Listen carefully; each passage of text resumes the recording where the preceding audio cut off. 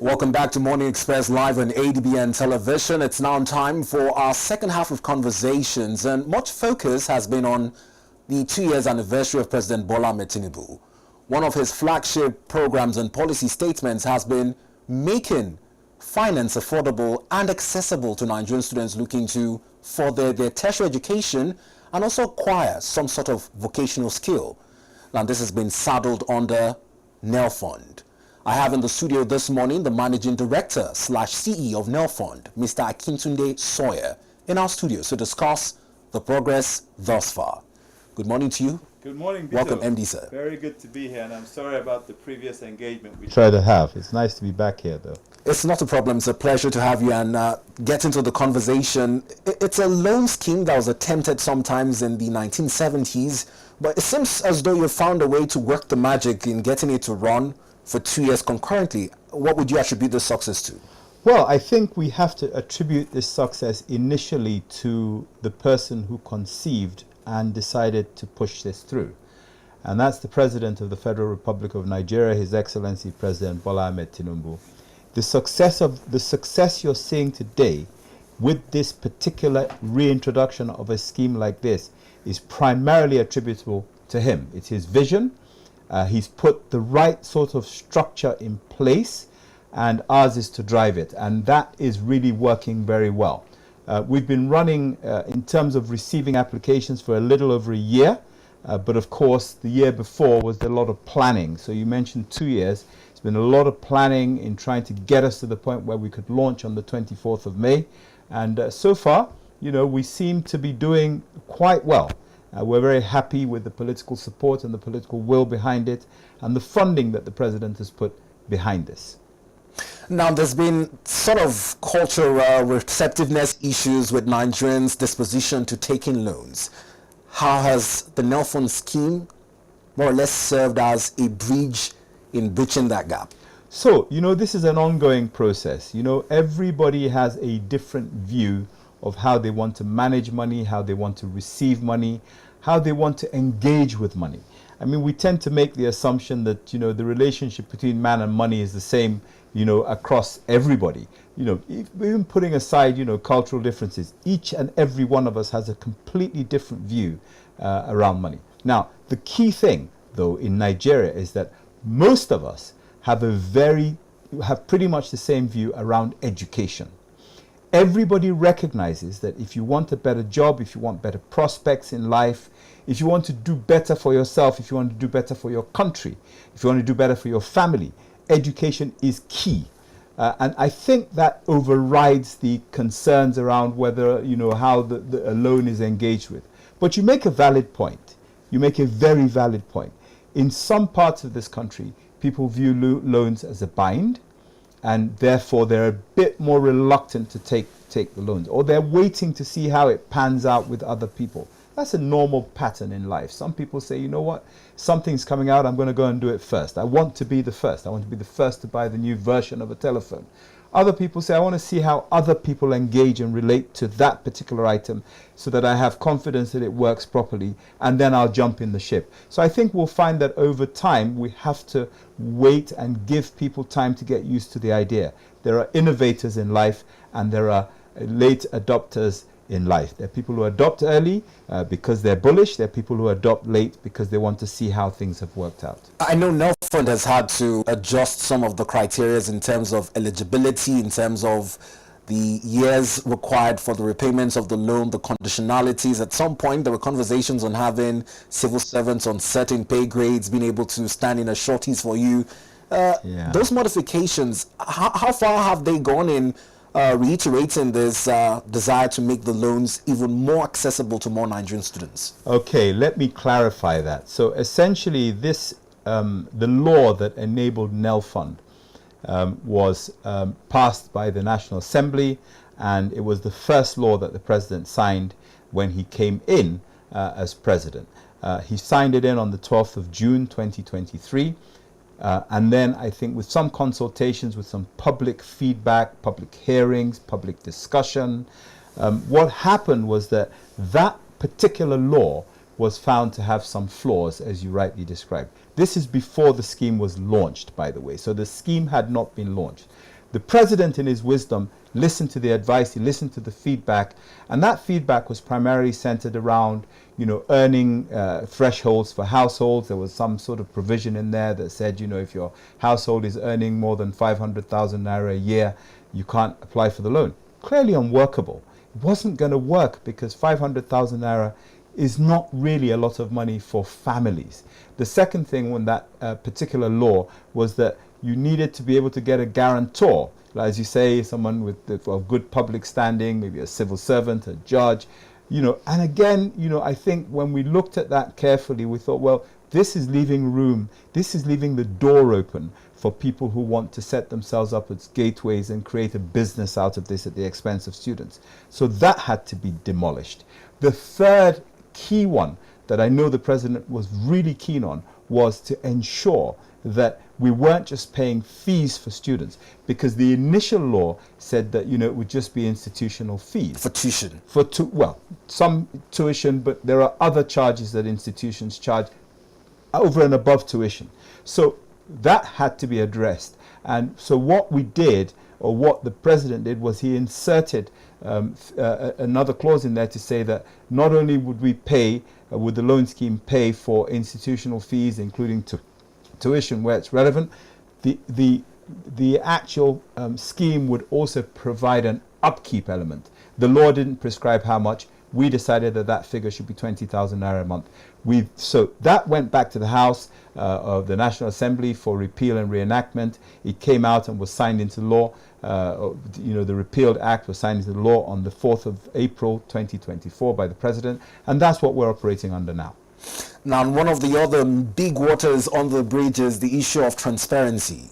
I was privileged, among other of my colleagues, to witness the signing of the MOU between Nelfund and NIMC. But shortly after, there was some dust over a publication which has been retracted by the ICPC. We saw the National Assembly's committee also make invitations to Nelfund to clear out the grey areas. First question is, has an apology been tendered to Nelfund over what I would consider misinformation? Well, we have to be fair. The ICPC is an organ of state that seeks to investigate and prevent any types of graft or corruption. They're doing their job, okay? And what they did was that they discovered certain discrepancies that they needed to address. In trying to address that and in making an announcement about it, they kind of implied that Nelfund was involved in some sort of funds diversion. Of course, we reached out to them. There's a very good headship at the ICPC, very responsible headship, very focused, very patriotic. And they came back immediately and said, look, we made an error. And it wasn't so much of an apology, because that's not necessarily what is required. It was a clarification that was required. And that clarification was provided to say that as far as they were concerned, up until that date, there's no fraud or diversion of funds in Nelfund. Raising dust is always a great thing. Okay, the key thing is to be able to come through the dust and show your face to the people and say, look, despite the dust, we're still here. We're trying to do the best job that we can possibly do. But ICPC, EFCC, they're doing the jobs they need to do. We work closely with them. We also work very closely with institutions, because they are our real partners. But our real focus are the students, and anything that's going to help do a couple of things. One, put a structure in place that's transparent, workable, and sustainable for students, we're interested in.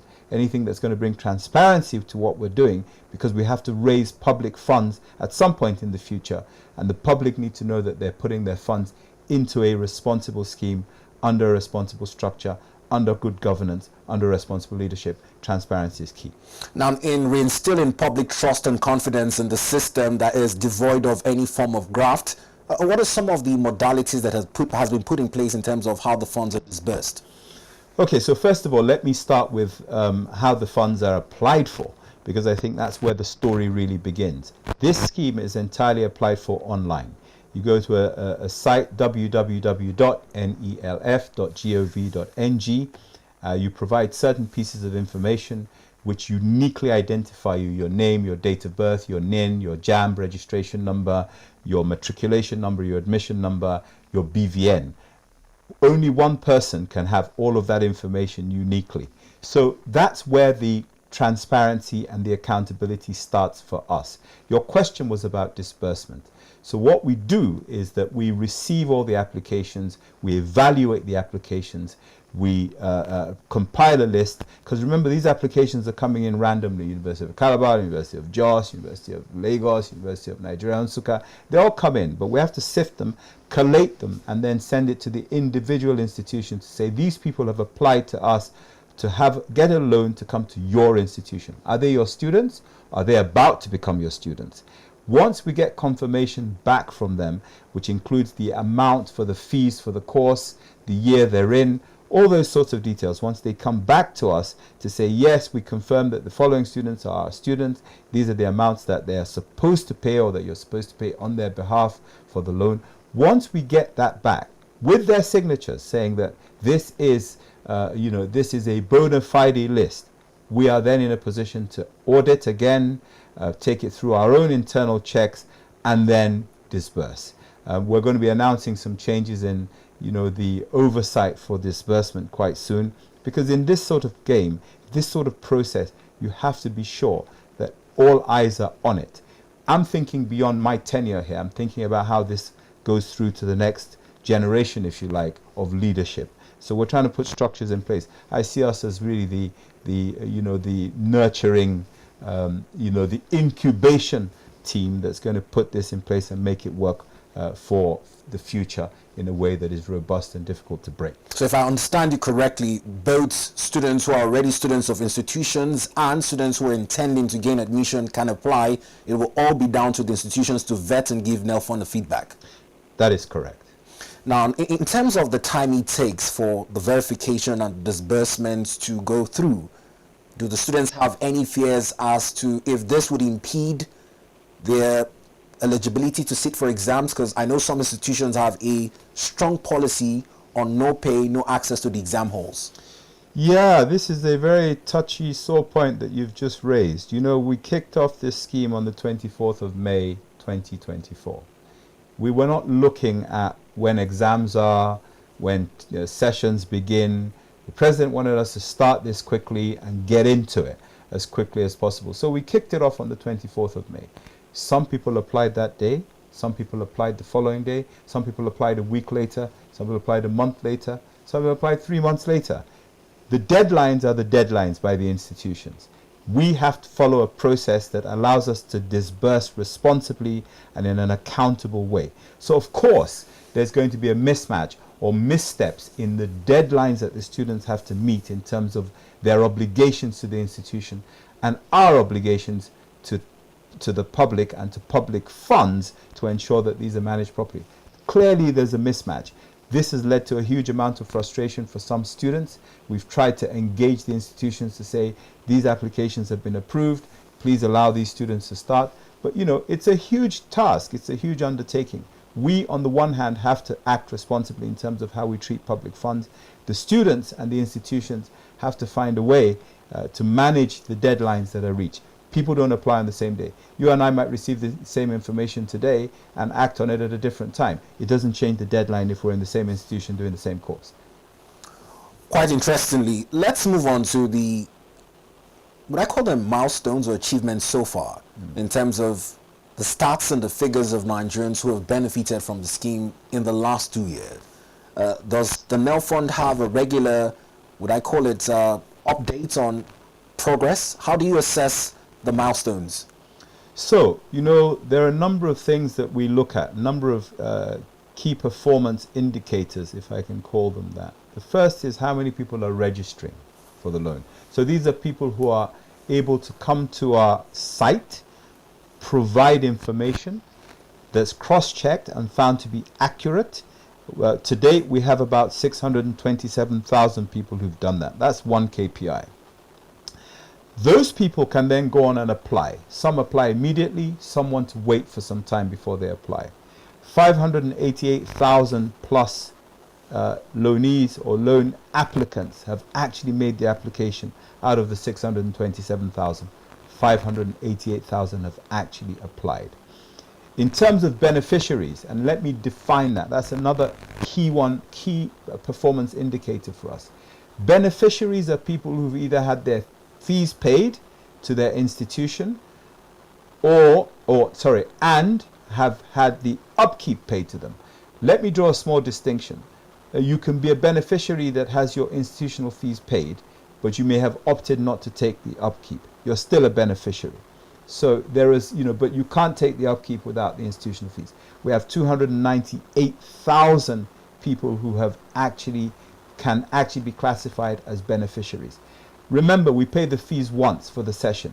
We pay the upkeep monthly. So every month we are paying money out, but that 298 figure remains static until we get to the next 98,000 figures remain static until we get to the next point. Now let me talk about money, right? Because this is important. Again, we're dealing with public funds, and it's important to be very clear and very transparent. So far, we have paid institutions in Nigeria over 30 billion naira as institutional fees for the 298,000 plus students I talked about. We've paid so far over 33 billion naira as upkeep for the beneficiaries that I talked about. That 33 billion naira is fees that we pay at the rate of 20,000 naira every month to the 298,000 students. That number is going up. The 298 will go up probably next week to more institutions being paid as some of them are new sessions. So the beneficiary numbers will grow, but the outputs, the disbursements grow literally monthly. The total amount of funds that we have disbursed to date is over 63 billion naira of public funds to the beneficiaries of the Nigeria Education Loan Scheme. Now, I hear you on the division between the monies paid to institutions and those paid as upkeep money. Do you have a stats on the institutions that have benefited as well, apart from the students? The number of universities in Nigeria who have benefited. So it goes beyond universities, but I can tell you the number is 198 institutions, tertiary institutions, not just universities. Universities, polytechnics, colleges of education. 198 institutions in Nigeria have received money from Nelfund. Well, these are interesting KPIs you've set as an institution. I know we spoke to a number of MDAs during the second anniversary of the president, and we're looking to get feedback on their assessments of if they have delivered on their mandates. By these figures and stats, how would you say you've fared in that regard? Yeah, we can come here and be blowing our trumpets from now to high heaven about how well we've done, but we need to be very careful, right? This is a country with 230 plus million people in it. 70% of our population are within the catchment that we're focused on. Okay? 70% of that 230 million plus people are within that catchment. I can announce figures to you and I can sit here and say, oh yeah, we've done really well.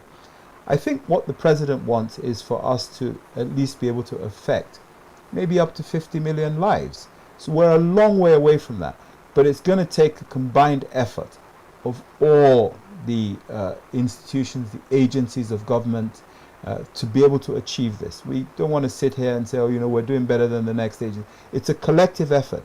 We all have to focus. Nigeria really needs what we're doing and what others are doing. We're not in competition with any other agency. We're in collaboration with other agencies. We work very closely with the Ministry of Education, the Ministry of Youth Development, Ministry of Humanitarian Affairs, the student union bodies. We just want to make sure that this thing gets to as many people as possible so that we can change lives and we can change the fortunes of Nigerians. It's not easy, but if we do it properly, it's remarkably simple. Well, as much as we talk about competition and the need for collaboration within Nigeria, we also have to bear in mind global competitiveness. Now, in terms of the relevance of the courses for which these students apply to benefit from the loan fund, does this form some of the criteria in analyzing or assessing eligibility? The answer is that it will. It doesn't today because we started this scheme midway for many people. So when we introduced the scheme, people had already chosen their courses. They were already, pursuing it somewhere in 100 level, 200 level, 300 level. You can't say to people that, we're not going to fund the course because we don't believe in the course that you've chosen. First thing is to help people achieve their initial aim. So lots of people were dropping out of institutions because of money. We just want to help people complete their education. Now, I'll tell you something interesting. Because it's a loan, those who are coming behind are going to say, okay, money is not an issue for me. Whether I want to study medicine, law, English, French, Italian, Arabic, whatever. Money is now not the issue.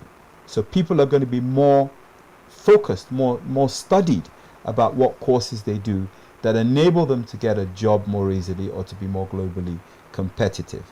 I think that's really the key for this, that over time you'll begin to see us, you begin to see the general public hone in and focus on courses that are going to help them. Part of our mandate is to do vocational skills training. We're not going to go and teach people how to clear snow off the runways because we don't have any snow on runways in Nigeria. We don't have snow in Nigeria. We need to focus on the things that we need. We need to build roads, we need to build hospitals, we need to build apartments or residential accommodation, affordable housing. We need to fix all the vehicles that are on the road when they break down. We need to look at aircraft, how do they work? We need tilers, we need plumbers, we need electricians. So that in itself already begins to speak to the fact that we have to focus on providing loans for people for courses or for vocations that can get them jobs. You mentioned something earlier about, the length of time to pay the loan. We don't have a tenor on this loan, right? This loan is paid back by the employer at the rate of 10% of what they're paying the employee who's taken a loan from the Nelfund. Now, the reality of it is that the employer goes to a database, types in the name of the individual that they're about to employ, puts in their NIN, and it comes up with data as to whether they have a loan or not. Once they confirm that that person has a loan, the employer, not the employee, pays us 10%. 10% is a fraction of an amount of money. It has no bearing on how much they borrowed. It has no bearing on how much is they're exposed to in terms of a loan.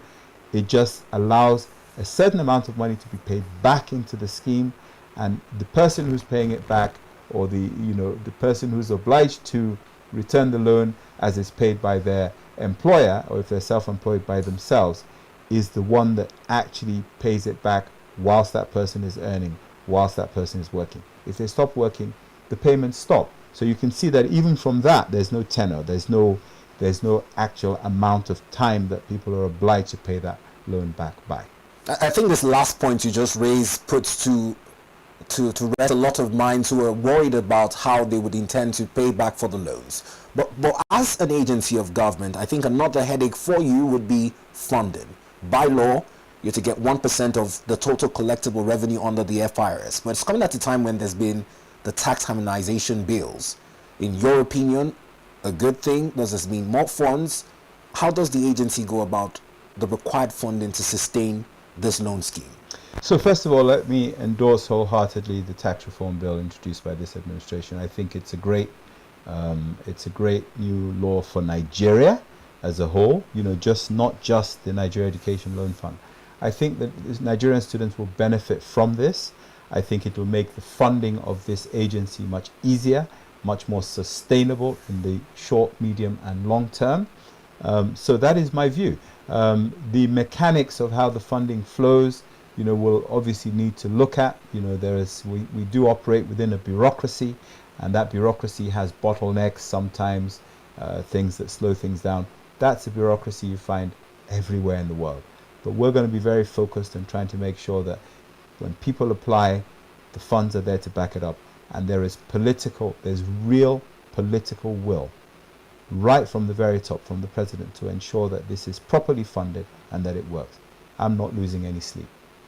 Now, I'm talking about the Nigerian families at a time when a lot of persons had talked about disposable income in terms of how high inflation is and the hardship being experienced by parents and caregivers who have students who are looking to gain education. I know there's been talk about preference in institutions, public versus private, and all that debate. What's your message to the Nigerian family who is still yet a little bit skeptical about obtaining loans from Nelfund? So, I think I made a point earlier that the most important thing you can give yourself is an education. It's more important than giving yourself a pat on the back. It's more important than giving yourself a car, a house, a gold watch. Education is not something you can compromise on, because every employer, every nation, every society recognizes and rewards people who are educated. If you're getting a loan to get yourself an education, it's totally different to if you're getting a loan to get yourself something that's material. I'll tell you, these loans are interest-free. What you borrow is what you pay back, however long it takes to pay it back. And you talk about inflation and all of that. So if you think about it carefully, you can't get an interest-free loan anywhere in the world effectively. So these are and then the terms of repayment, as I described, are very soft. So I think anyone who's thinking carefully, who's a little bit focused on what this is all about, will realize that this is a win-win for them. This is not a commercial agency. We're not here to make money from people. We're here to give people the opportunity to access education, to become the best that they can be. Anybody who can become the best that they can be and attains that actually puts themselves in a very strong position, not just locally, globally. Well, I must commend you on your disposition towards this, away from your position as the MD/CEO of Nelfund, but listening to you and the ideals you hold strong, especially with focus on the importance of education. It's coming at a time when we have younger Nigerians in a computer age, in an IT-driven world, more drawn to careers outside education. A lot of them want to be influencers, content creators, go into sports and whatnot. But listening to this last point you raised, I don't know if you care to reiterate it in terms of preference in the choice of careers for young people with all these other options that are available. Yeah, we live in a dynamic world. What was important as a career 40 years ago may be irrelevant today. What is relevant today may be irrelevant in 40 years' time. I think, we live in market-driven societies. In other words, how much will it cost me to pay for you to provide me with the skills that you have? Yes, of course, social media influencers, marketing effectively is what that is. Nigeria is a huge market. Okay, 230 million plus people in this country. It is clear that one of the things that you get when you have that many people is a market. People want to buy things. People have to buy things. People feel obliged to buy things.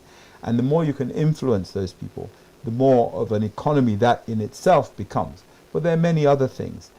As I said earlier, we're a developing country. We need roads, we need buildings, we need to maintain the buildings we have, we need plumbers, we need electricians. We have a lot of vehicles on the road. We need to be able to maintain those vehicles. We have some vehicles in the air. The vehicles we have in the air, we're not even fixing them ourselves. We're actually outsourcing that to people outside this country to come and fix our aeroplanes. There's so many things. Fashion is big. Africans love to look good. They love to dress well. So fashion is a big industry in this country. And, we need to be able to create jobs, where it's needed. If you go to the UK, for example, people wear grey and black, all the time. In this country, we're very colorful. We like to dress up. We have nice headgear. So there are all sorts of industries that people must recognize are the ones that are either booming today or may boom tomorrow. And they need to start preparing to look at and target those industries. So when they take these loans from Nelfund, they're using it for education in growth areas. Well, quite an interesting and insightful conversation. We must thank you once again for taking out time from your busy schedule to sit down one-on-one and give us an update on the performance of Nelfund so far. We appreciate you. Vito, thank you. Thanks for having me here, and it's always an enjoyable conversation. Let's keep having it. Always a pleasure. Now, this conversation is available for you to rewatch it on our YouTube channel at ADBN_TV. and we'll keep you abreast with more developments from Nelfund with our ongoing media partnership to spotlight performing MDAs under the current renewed hope agenda of President Bola Ahmed Tinubu.